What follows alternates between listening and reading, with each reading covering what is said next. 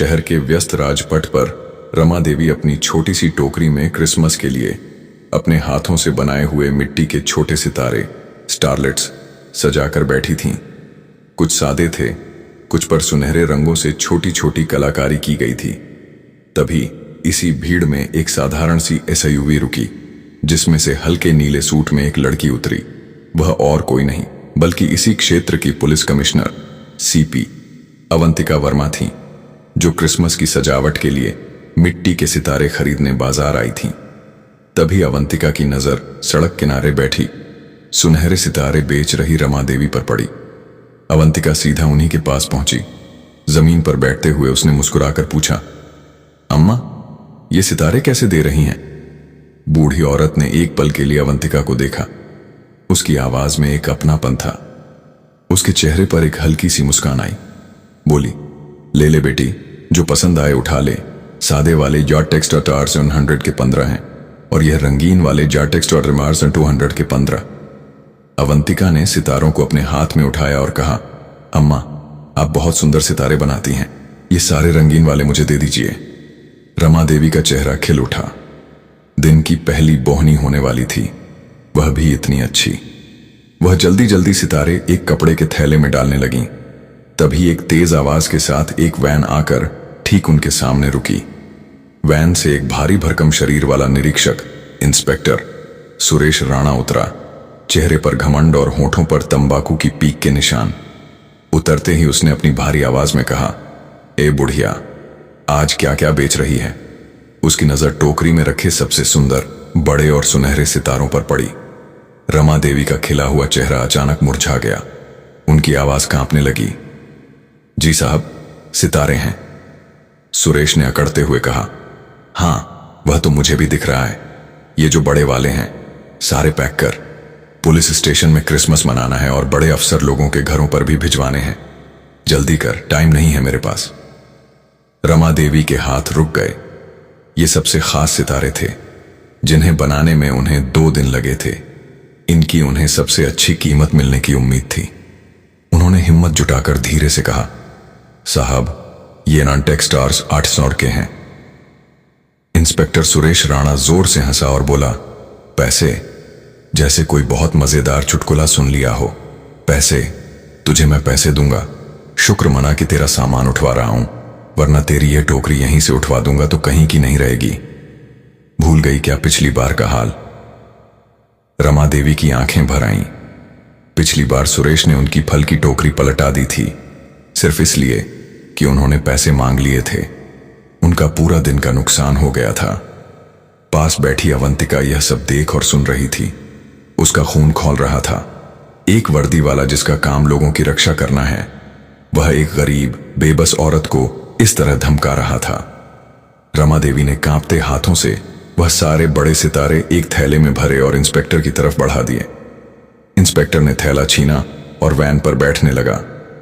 तभी रमा देवी ने रोती हुई आवाज में कहा, साहब, घर में नाती बीमार है, इलाज के पैसे नहीं हैं, आज की बोहनी भी नहीं हुई है, कुछ तो दे दीजिए साहब, भगवान आपका भला करेगा। यह सुनना था कि इंस्पेक्टर सुरेश आग बबूला हो गया। वह वैन से उतरा और गुस्से में रमा देवी की तरफ बढ़ा और बोला, बहुत जबान चलाने लगी है, पैसे चाहिए तुझे? रुक, मैं देता हूं तुझे पैसे। उसने आगे बढ़कर सितारों से भरी टोकरी पर जोर से लात मारी। सारे मिट्टी के सितारे और रमा देवी की दिन भर की मेहनत, उनकी उम्मीदें, सब एक पल में सड़क पर बिखर कर चूर चूर हो गईं। टूटे हुए सितारों के टुकड़े ऐसे बिखरे थे जैसे रमा देवी का दिल टूट कर बिखर गया हो।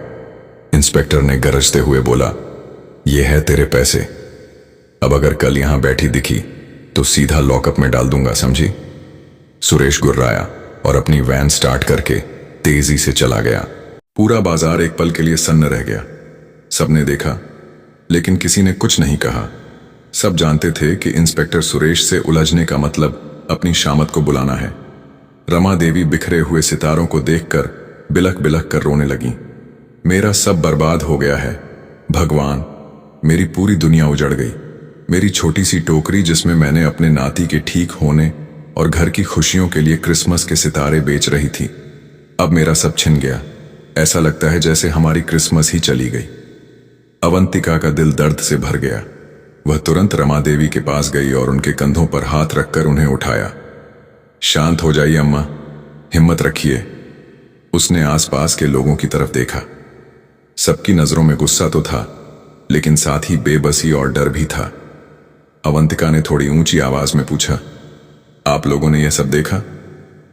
एक दुकानदार धीरे से बोला, बेटी, हम रोज देखते हैं, यह इंस्पेक्टर हर छोटे दुकानदार से सामान लेता है और बिना पैसे दिए ऐसे ही चला जाता है। जो नहीं देता उसके साथ यही होता है। कोई कुछ नहीं कर सकता क्योंकि वह पुलिस वाला है। अवंतिका ने रमा देवी को पानी पिलाया, फिर अपने पर्स से नटेक्स्टर आर्स 20,000 निकालकर उनकी हथेली पर रख दिया। अम्मा, ये रखिए, ये आपके नुकसान की भरपाई तो नहीं कर सकते, लेकिन शायद थोड़ी मदद हो जाए। रमा देवी ने पैसे लेने से मना कर दिया। नहीं बेटी, मैं भीख नहीं ले सकती। तूने मेरे लिए इतना सोचा, यही बहुत है। अवंतिका ने जबरदस्ती पैसे उनके हाथ में थमाए। यह भीख नहीं है अम्मा, यह आपकी मेहनत का सम्मान है, और मैं आपसे वादा करती हूं, जिसने आपके ये सितारे तोड़े हैं उसका घमंड भी ऐसे ही टूटेगा। उसे सजा जरूर मिलेगी। रमा देवी ने नम आंखों से अवंतिका को देखा। तुम नहीं जानती बेटी, वह बहुत खतरनाक आदमी है। उसके पीछे बड़े बड़ों का हाथ है। तुम इस चक्कर में मत पड़ो, वह तुम्हारा भी नुकसान कर देगा। अवंतिका बस मुस्कुराई। आप मेरी चिंता मत कीजिए अम्मा, बस आप मुझे अपना पता बता दीजिए। थोड़ी हिचकिचाहट के बाद रमा देवी ने उसे अपनी टिन की बनी घर का पता बताया। अवंतिका ने वादा किया कि वह कल उनसे मिलने आएगी और वहां से चली गई। लेकिन उसका दिमाग अब शांत नहीं था। उसके अंदर एक तूफान चल रहा था। एक जालिम इंस्पेक्टर, डरे हुए लोग और बिखरे हुए सितारे। यह तस्वीर उसकी आंखों के सामने से हट ही नहीं रही थी। न्याय की रोशनी, भाग 3। अगले दिन सुबह अवंतिका अपने ऑफिस पहुंची, लेकिन आज वह अपनी सीपी वाली कुर्सी पर नहीं बल्कि एक मिशन पर थी। उसने सबसे पहले शहर की डिप्टी कमिश्नर डीसी आरती सिंह को फोन किया। आरती एक तेज तर्रार और ईमानदार प्रशासनिक अधिकारी थी। अवंतिका और आरती की अच्छी दोस्ती भी थी। आरती, मैं अवंतिका बोल रही हूं, एक बहुत जरूरी काम है। क्या तुम 10 मिनट में मेरे ऑफिस आ सकती हो? अवंतिका की आवाज में एक गंभीरता थी। ठीक 10 मिनट बाद डीसी आरती सिंह अवंतिका के केबिन में थी। सब ठीक तो है? तुम बहुत टेंशन में लग रही हो। अवंतिका ने उसे कल बाजार में हुई पूरी घटना बताई।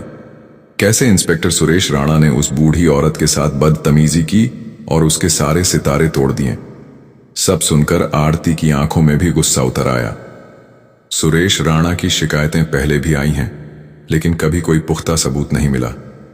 वह बहुत शातिर है, आरती ने कहा, और उसके ऊपर एक लोकल राजनीतिज्ञ मेयर जयंत रेड्डी का हाथ है, इसलिए उस पर कोई सीधी कार्रवाई करना मुश्किल है।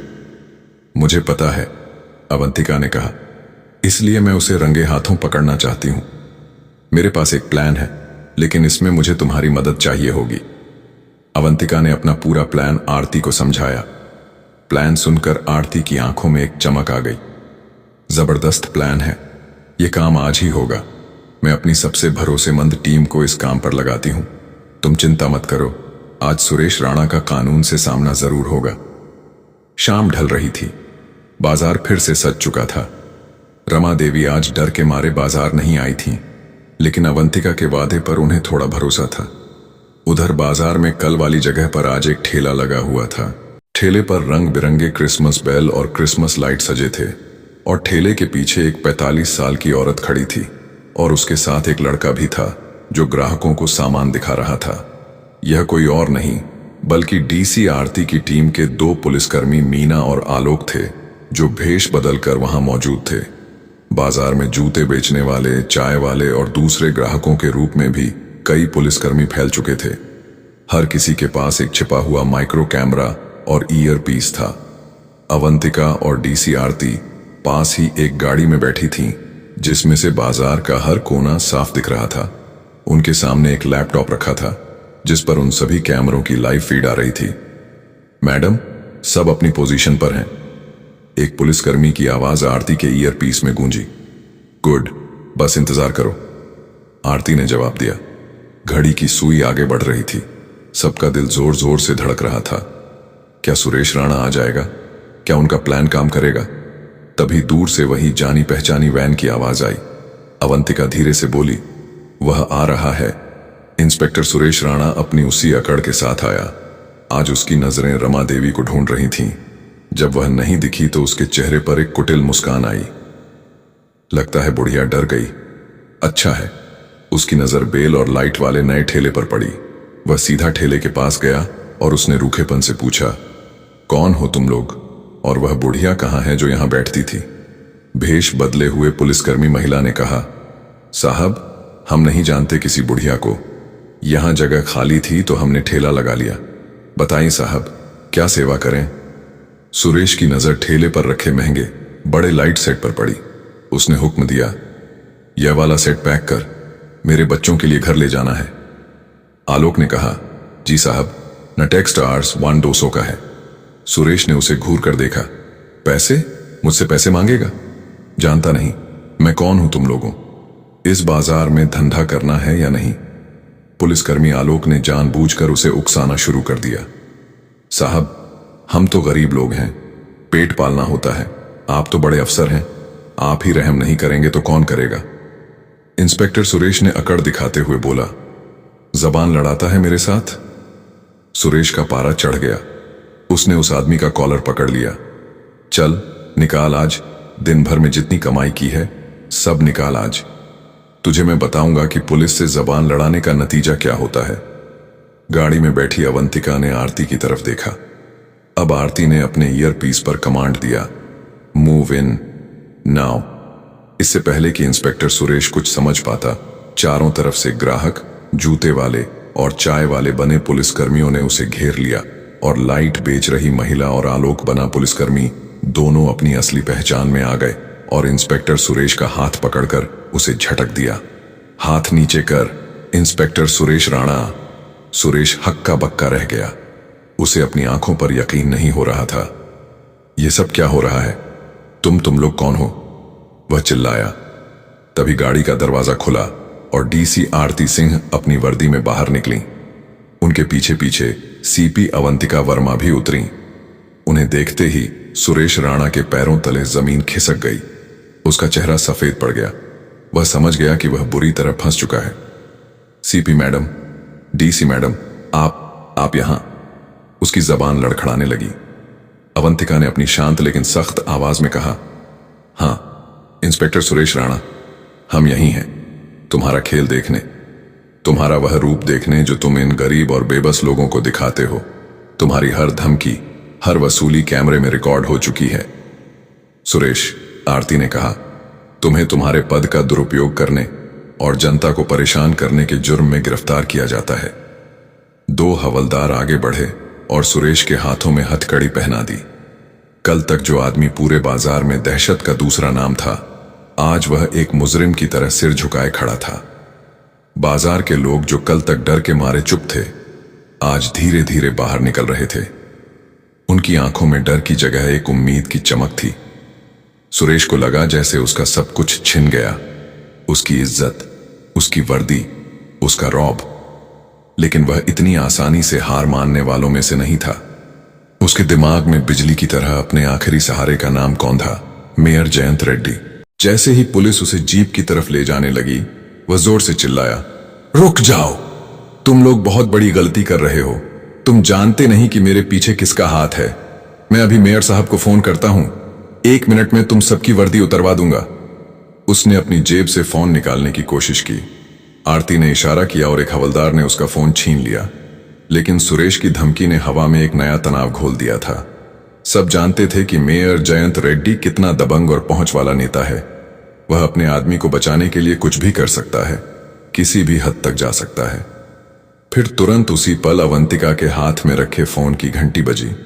स्क्रीन पर जो नाम चमक रहा था, उसे देखकर अवंतिका और आरती दोनों एक पल के लिए चौंक गईं। Caller ID mayor Jayant Reddy. Avantika ने आरती की तरफ देखा। आरती की आंखों में चिंता की एक लकीर थी। पूरे बाजार में एक अजीब सी खामोशी छा गई थी। उधर से एक भारी आवाज आई, सीपी साहिबा, मैं विधायक जयंत रेड्डी बोल रहा हूं। सुना है तुमने मेरे एक आदमी इंस्पेक्टर सुरेश राणा को पकड़वा लिया है। यह क्या मजाक है? अभी के अभी उसे छोड़ दो, वरना याद रखना तुम्हारा यह तबादला सिर्फ जिले तक ही सीमित नहीं रहेगा। मैं जानता हूं तुम अपने प्रमोशन से कितना डरती हो। मैं तुम्हें तुम्हारे घर के तहखाने तक पहुंचा सकता हूं, जहां तुम अपने घर वालों के साथ रहकर अपना जीवन गुजारोगी। मेरी शक्ति का अंदाजा तुम्हें है ही नहीं। ये क्रिसमस का तोहफा है मेरी तरफ से। अभी उसे छोड़ दो, वरना कल की सुबह तुम्हारे लिए नहीं होगी। सुरेश राणा की शैतानी मुस्कान और गहरी हो गई। बाजार के लोग डर से सहम गए, क्योंकि वे जानते थे कि जयंत रेड्डी की पहुंच कहां तक है। अवंतिका ने आंखें बंद की और अपनी सारी घबराहट को एक पल में इकट्ठा किया।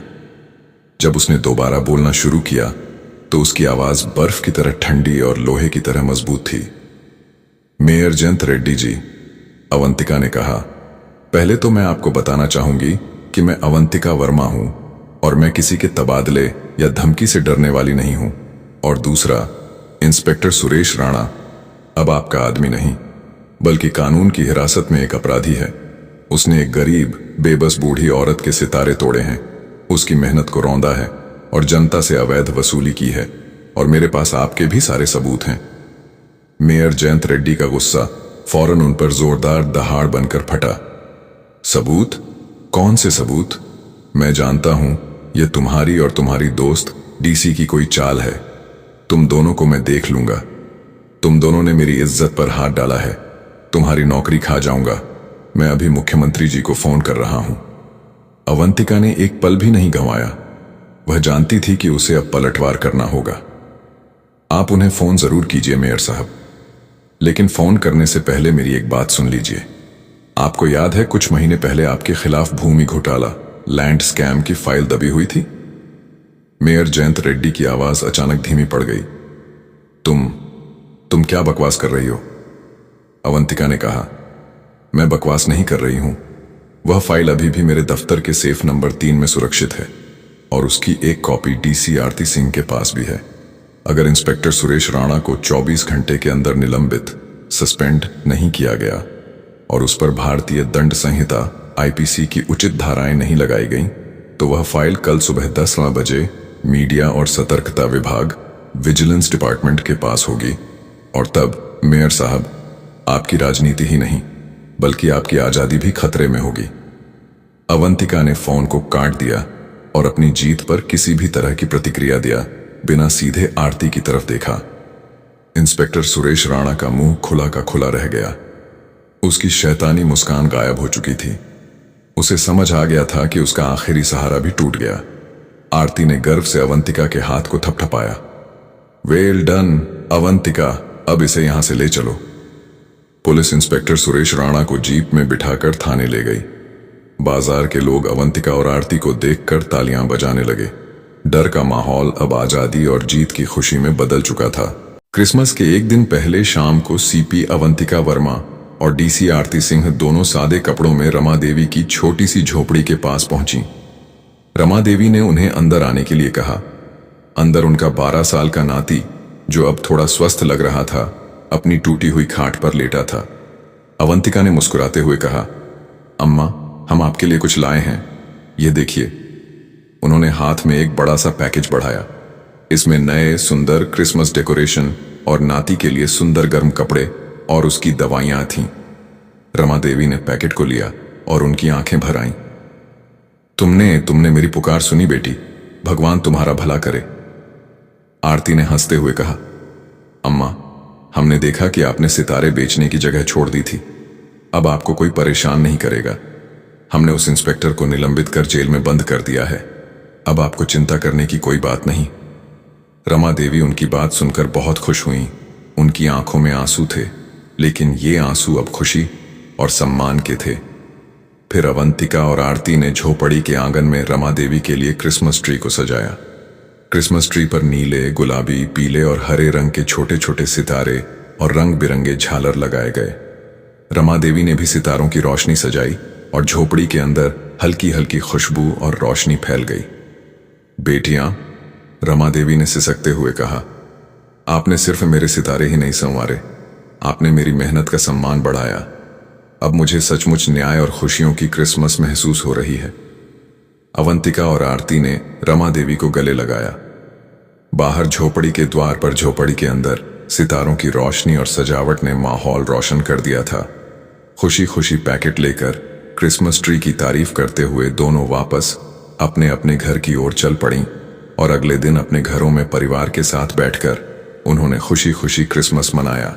अगर आपको यह कहानी पसंद आई हो तो हाथ जोड़कर निवेदन है कि चैनल को सब्सक्राइब करें, वीडियो को लाइक करें और कमेंट करके बताएं कि आपको यह कहानी कैसी लगी। आपके एक सब्सक्राइब से हमारी टीम को हौसला मिलता है ऐसी और कहानियां आप तक लाने का। जय हिंद।